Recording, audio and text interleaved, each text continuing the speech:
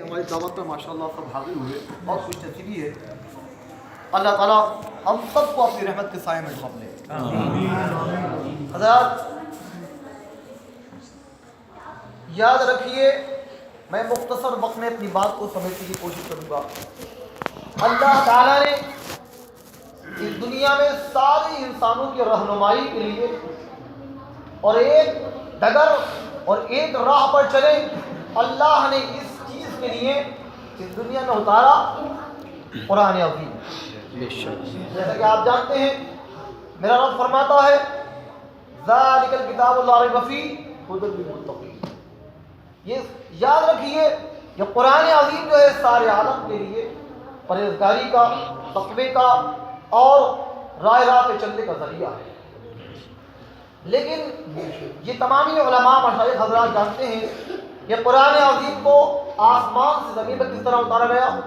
بھیجنے والا پروردگار عالم وحدہ لا شریک ہے۔ جیسے جیسے ضرورت پڑتی اللہ حکم فرماتا جبریل فلاں اتنی آیات میرے محبوب کی بارگاہ میں لے کے جاؤ۔ اللہ کے پیغمبر صلی اللہ تعالی علیہ وسلم جب مکے میں ہوئے تو وہ آیات مکی کہلائیں، مدینے میں ہوئے وہ آیات مدنی کہلائیں، رات میں نازل ہوئی لیلی کہلائیں، دن میں نازل ہوئی نہاری کہلائیں، اور یاد رکھو گرمی میں نازل ہوئی تو ان کو صیفی کہا گیا، اور اگر جاڑے میں ہوئی تو ان کو شتائی کہا گیا۔ سبحان اللہ سبحان اللہ۔ پچھلی امتوں کے اندر یہ عالم تھا، نبیوں کو حکم تھا موسیٰ تمہیں توریت لینی ہے کوہ طور پہ آنا پڑے گا، بے شک انجیل عیسیٰ تمہیں لینا ہے فلاں مقدس مقام پہ تمہیں حاضر ہونا پڑے گا۔ یہ میرے محبوب کا مقام ہے کہ اللہ نے قرآن سے فرمایا قرآن تیرے پاس میرا محبوب نہیں آگا بلکہ تجھے جانا پڑے گا۔ میرا محبوب مکے میں ہے تو مکے میں جانا پڑے گا، میرا محبوب مدینے میں ہے تو مدینے جانا پڑے گا، اگر میرا محبوب بستر میں آرام فرمایا تو وہاں جانا پڑے گا۔ اللہ اکبر، قرآن کو تشریف لے کر آیا۔ یہ ہماری خوش نصیبی ہے، ہم گنہگار خطاکار بدکار کہاں اس لائق تھے کہ اللہ نے ہمیں وہ قرآن دیا ہے کہ ساری کتابیں مٹ کے ختم ہو چکی، قرآن 1400 سال ہو گئے آج تک باقی ہے۔ اگر کوئی بھی آدمی اس میں شک کرے گا کہ قرآن یہ وہ اوریجنل نہیں ہے جو پہلے اتارا گیا تھا تو وہ بلا شک و شبہ قطعاً یقینی طور پر اسلام سے خارج ہو جائے گا۔ لیکن اب آپ جانتے ہیں کہ قرآن عظیم کو سمجھنا ہر ایک کی بس کی بات نہیں ہے۔ بولو بھائی، اللہ نے فرمایا اقیموا الصلاۃ، نماز قائم کرو۔ اب قرآن میں لکھا ہے نماز قائم کرو، نماز کتنی پڑھنا ہے، کس ٹائم پڑھنا ہے، کیسے پڑھنا ہے، یہ قرآن میں کہیں نہیں لکھا ہوا۔ اللہ نے فرمایا اس کے لیے میرے محبوب کے دربار میں جاؤ بتائیں گے۔ سرکار دو عالم نے، اللہ نے ہمیں قرآن بھی دیا اور ساتھ ساتھ میں اس کو پڑھانے کے لیے ایک استاد بھی عطا فرمایا۔ ہمارا عقیدہ ہے، ہم اہل سنت و جماعت کا، کہ سرکار دو عالم ساری کائنات کے سب سے بڑے معلم ہیں۔ سبحان اللہ۔ وہابیہ میں ایک خاص طور سے طبقہ ہے جن کا عقیدہ یہ ہے کہ حضور صلی اللہ علیہ وسلم جو تھے وہ ایک ڈاکی کی مثل ہیں، انہوں نے ہمیں ڈاک کے ذریعے پہنچا دیا، بس باقی ہمارا کام ہے سمجھنے کا، ہمیں ضرورت نہیں۔ نعوذ باللہ من ذلک، اللہ تعالیٰ اس عقیدے میں معاف فرمائے۔ ہمارے معلم ہیں اور انشاءاللہ صبح قیامت میں بے شک آپ کے رہنمائی کے بغیر ہم کچھ حاصل بے شک۔ اللہ نے فرمایا آتوا الزکاۃ، زکات دو، لیکن کتنی زکات دیں، کب دیں، کیسے دیں، یہ اللہ نے کہیں قرآن میں نہیں لکھا ہوا۔ فرمایا آتوا الزکاۃ، اے مولا کریم زکات دیں کتنی، کیسے دیں، کیا طریقہ کار ہوگا؟ اللہ نے فرمایا میرے حبیب کے پاس جاؤ، ان سے جا کے تم کہنا۔ آپ دیکھیں حج سال میں ایک مرتبہ فرض ہے، کس پر فرض ہے، کیسے فرض ہے، کیا آپ کو ارکان ادا کرنا ہے؟ قرآن میں کسی ایک بارے میں نہیں لکھا ہوا ہے، بس اتنا لکھا ہوا ہے کہ صاحب استطاعت پر حج لازم ہے۔ حج کرنا کیسے ہے آپ ذرا پڑھ کے دیکھیں کہ طلبہ تھک جاتے ہیں پڑھتے پڑھتے، اتنے مسائل ہیں حج کے، لیکن قرآن میں کہیں پر نہیں ہے۔ قرآن نے تو کہا تمہیں کچھ سیکھنا ہے تو میرے محبوب کی بارگاہ عالی جا کے حاضر ہو جاؤ۔ اب معلوم ہوا کہ امت نے سمجھ لیا کہ قرآن ہمیں سکھلاتا ہے کہ فرض بتا دیا تمہیں کرنا ہے، طریقہ کار میرے محبوب سکھلائیں گے۔ لہذا ہم گئے، صحابہ کرام گئے سرکار دو عالم کی بارگاہ عالی میں۔ اللہ اکبر، آج ہماری محفل ماشاءاللہ شاندار کارپیٹ چادر بچھی ہوئی ہے، آج ماشاءاللہ اچھے شاندار پگڑیاں امام کپڑے پہن کر آپ حاضر ہیں۔ ایک دور تھا کہ بظاہر تو محفلیں پھیکی ہوتی تھی، بظاہر نئی شاندار تپائیاں تھیں، نئی کپڑے تھے۔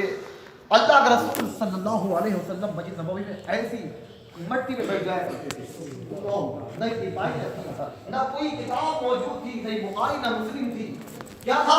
بس صحابہ کرام इस्लाम की अपनी रखी, लेकिन कसम खुदा की करोड़ों रहमत के फरिश्ते ना अल्लाह रसूल अब आप बताओगे हदीस तो बोलते हैं ये क्या है दुनिया आज हमारी महफिल हदीस के साथ से ये मुस्लिम शरीफ वाली बात पाई जा रही है। हदीस का मामला होता है अल्लाह के रसूल सल्लल्लाहु अलैहि वसल्लम का कौल, आपने जितने भी कलिमात कहे तमाम अक़वाल, इनका नाम भी हदीस है। सरकार दो आलम ने अपनी जिंदगी में जितने काम अंजाम दिए वो भी हदीस पाक है। और किसी सहाबी ने सरकार के सामने कोई काम किया, आप ना खामोश रहे, ना मना किया, ना हाँ कहा, उसको भी आप हदीस तकरीरी, वो उलमा जानते हैं इसको भी हदीस कहते हैं, समझे नहीं, ये हदीस कहलाती है। अब एक बात ध्यान रखें, कोई भी आदमी सरकार दो आलम की हदीस के बगैर, आपकी इत्तिबा के बगैर, चाहे वो तमाम नबी को मान दे, दिल से मानता हो, अपने धर्म की सारी किताबें पढ़ता हो, तब भी मुसलमान नहीं हो सकता। अल्लाह रसूल काबिल अशरफ यहूदी के पास गए, आपने फरमाया कि भाई तुम जो है इस्लाम लेकर आओ, मेरी बात मानो। बोला मैं क्यों मानूं आपकी, आप होते कौन है? नहनु अबनाउल्लाह व अहिब्बाउ, अरे हम अल्लाह के महबूब, अल्लाह के बेटे हैं, तुम होते कौन मोहम्मद, तुम क्यों हमारे पास आए बताने के लिए? हमारे पास कुछ शरीयत है, हमारे पास तौरात है, हमारा नबी मूसा है, क्यों आए हमारे पास? अल्लाह रसूल खामोश होकर तशरीफ ले आए, अल्लाह को चला आना पाए।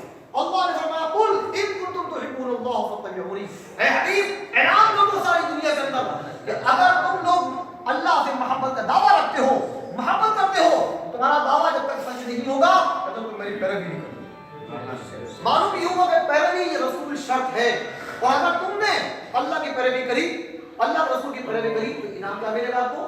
क्या मिलेगा? युहिब्बुकुमुल्लाह, ये जमानत है इस बात की कि अल्लाह तुम्हें अपनी बारगाह में महबूब बना देगा, और वो यग़फिर लकुम, तुम्हारे गुनाहों को माफ फरमाएगा, अल्लाह इनाम फरमाएगा। मालूम ये हुआ कि इत्तिबा है। अब आप देखो सहाबा किराम के इत्तिबा का अंदाज आप जानते, मैं चंद झलकियां दिखाता हूं आपको। मैं अल्लाह के रसूल से कितनी मोहब्बत थी, कितनी मोहब्बत थी। अल्लाह के रसूल सल्लल्लाहु अलैहि वसल्लम के सहाबा या अल्लाह के सरकार जब गुरु करने बैठे थे तो हदीस पाक में लिखा है कि आपकी कुल्ली जब आप फूकते थे एक कतरा जमीन में नहीं आता, हमारे हाथों में लेने के बाद ऐसे चेहरे पर अपने मर जाते। आप नाक भी सुनते हैं तो एक कतरा जमीन में नहीं आता। अल्लाह के रसूल के सहाबा आपके हाथ में बनाले खड़े हो गए इधर सब तरफ से, मना कर रहे हैं। आप पढ़ के आए हो, अल्लाह के रसूल ने सींग लगवाई, अपने खून निकलवाया, और एक सहाबी ने कहा जाओ ऐसे नमक छुपा के आना, कोई परिंदा कोई इंसान को नहीं पाया, उसको उखाड़ नहीं पाया, नबी ने दबा दिया। ये सहाबी थोड़ा आगे हुए और खून को पी गए, और फिर सरकार के बारगाह आने में हाजिर हुए, और अल्लाह के रसूल ने फरमाया क्या किया तुमने खून का? या रसूलल्लाह मैं ऐसी जगह छुपा के आया हूं तो देख नहीं पाया। फरमाया लगता है मुझे तू पी गया। हाँ या रसूलल्लाह मैंने पी लिया। फरमाया जा तेरे पर जब दो की आग हराम हो गई। सुभान अल्लाह, ये सलाम है मेरे मुस्तफा, क्या सुधार था। आपको मालूम है अंदाज था अल्लाह के रसूल, हम जो रोजे रखते हैं सुबह रखना है, सुबह साजद, शाम को इफ्तार करना है, लेकिन मेरे मुस्तफा रोजे का अंदाज अलग था। आप सुबह विसाल रखते थे, आज आपने सेहरी खाई और कई दो तीन दिन तक आप बराबर इफ्तार नहीं करते थे। सेहरी में जब खाते तो सेहरी में इफ्तार करते थे, इसे सुबह विसाल बोलते हैं। अल्लाह के रसूल के सहाबा ने देखा कि सरकार हमारे ऐसे रोज़े रखते हैं, तो सहाबा किराम पैरवी करने लगे। अल्लाह के रसूल ने फरमाया सहाबा क्या बात, मैं देख रहा हूँ तुम्हारे चेहरे उतरे हुए हैं, चेहरे काले पड़ चुके हैं, पीले पड़ चुके हैं, चेहरे फक हैं, क्या मामला क्या है? या रसूलल्लाह कई दिन से खाना नहीं खाया। फरमाया क्यों नहीं, तुम शाम की इफ्तार नहीं करते? कैसे करते हैं आप भी नहीं करते? फरमाया अरे मेरा मामला अलग है, तुम मुझे अपने पर क़ियास मत करो, इसलिए भी इतनी अभी तो मैं रात गुजारता हूँ इस हाल में कि जो तरीक़ुनी रब्बी, मुझे मेरा परवरदिगार खिलाता भी है, मैं रस्ते में तुम्हारे मेरी मिसल नहीं हो। याद आज के बाद सहाबा मेरी हर चीज़ के इत्तिबा होना करते हैं। और इस सहाबी को देखो, एक रास्ते से गुजरते हैं, गुजरने के बाद उन्होंने अपने पगड़ी को जानबूझकर बबूल के पेड़ में फांसा और ऐसे कई कदम आगे बढ़े और फिर पीछे को आए, ऐसी बात नहीं। साथ वाले ने कहा कि ये आपने क्या करा, क्या तरीका कर रहा था? पगड़ी को फांसी के आगे चले, फिर पीछे को आ गए और उसे बांध लिया। फरमाया अब क्या करूं? अल्लाह ने फरमाया कि सरकार की पैरवी करो, हैं तुम्हें महबूब बना देगा। मैं क्या करूं? बात यह है कि मैंने खुद एक दिन देखा कि सरकार दो आलम सल्लल्लाहु अलैहि वसल्लम की सलाह से गुजरे और आप गुजर रहे थे, गुजरते हुए आपकी पगड़ी यहाँ फंसी थी, आप आगे गए, फिर आपने देखा कि मेरा इमाम फंस चुका है तो आप पीछे तशरीफ लेकर आ गए। जरा गौर कीजिए, ये था इत्तिबाए रसूल सल्लल्लाहु अलैहि वसल्लम। अल्लाह ने क्या मकाम अता फरमाया था। आज भी ये हदीस पाक को आप पढ़ रहे हैं, याद रखें हदीसों में सबसे ऊंचा मर्तबा जो है कुरान की बात किसका है?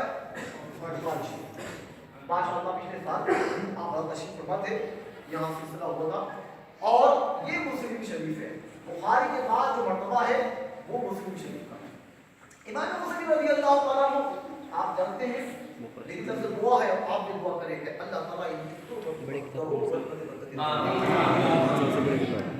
कितनी आसानी के साथ आपको मैं आज हदीस लेने के लिए बैठे रहेंगे। आपको मालूम है इमाम मुस्लिम रज़ी अल्लाह तआला अन्हु का इसमें गिरामी क्या है?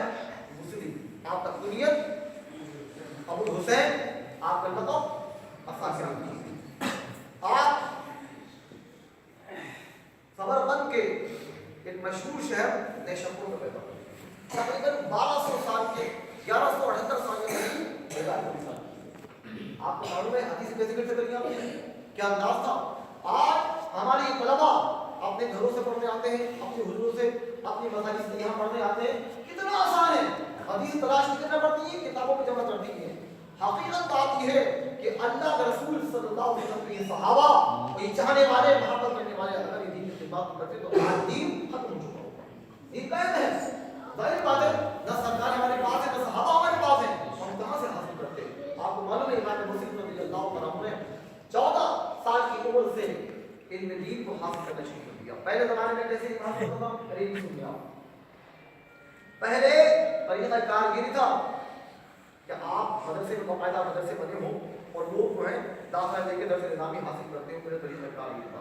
पहले ये होता था कि किसी को मालूम हुआ कि बरेली शरीफ में कोई शख्स के पास हदीस है तो आप उस ज़माने में पैदल या गधे में बैठ के जाते थे, सफर करते थे और हदीस लेके फिर पता लगा एक हदीस नबी शरीफ में है तो फिर वहाँ चलती रहने के लिए हदीस को वहाँ से लेकर आए, वो हदीस इकट्ठा हो गई। फिर पता लगता है तमाम नबी शरीफ में कि एक हदीस जो है वो नवाज के अंदर रखी आपके पास, अब वहाँ चलती ये अंदाज ऐसी हदीस इकट्ठी होती थी।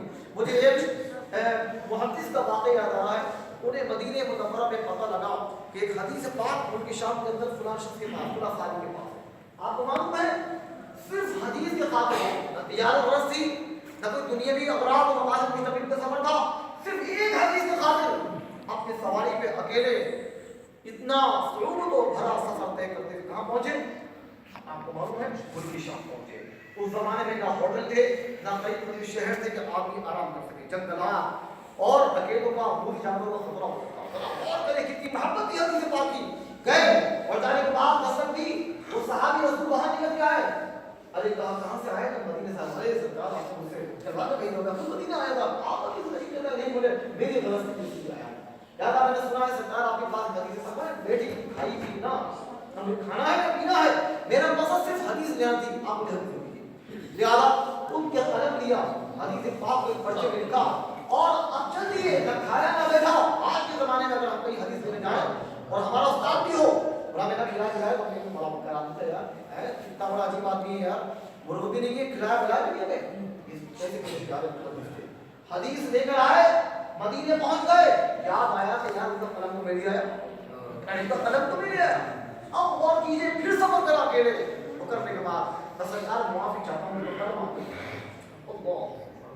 ऐसे हमारा दार जब मुहद्दिस हो तो हकीकत बात ये है, अगर मैं उनकी तरफ से झलक पड़ जाए तो हम वली बन जाए।